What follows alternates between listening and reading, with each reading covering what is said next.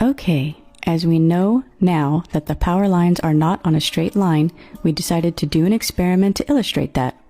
So we placed the Lego towers in a curved line on a table that is perfectly flat, as you can see here. And the towers are all the same height.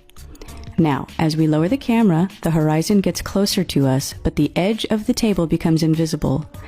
Or let's say the edge of the table disappears behind the new horizon line that we created by lowering the camera. Please bear in mind that on this table there are no atmospheric conditions that make it more difficult to see what is behind our horizon line in the real world.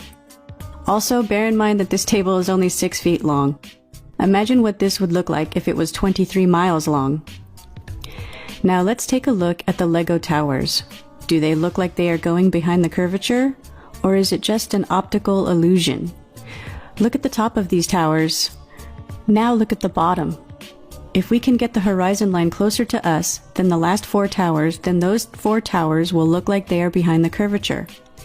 If we zoom in a lot, we will get them back into view, but of course, if there was any atmospheric conditions or refraction, it would be impossible to bring them back into view.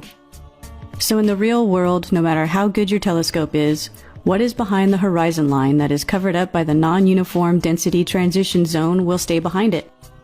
If we put a piece of glass on the horizon of this table, then things will start to disappear behind it and there is no way you can see them again. Even if this piece of glass is only 1 inch high, the Titanic would disappear behind it, because as it moves away from you, it becomes smaller and smaller until it finally disappears behind it. And of course, if that piece of glass was thicker and higher, it could disappear before it gets smaller.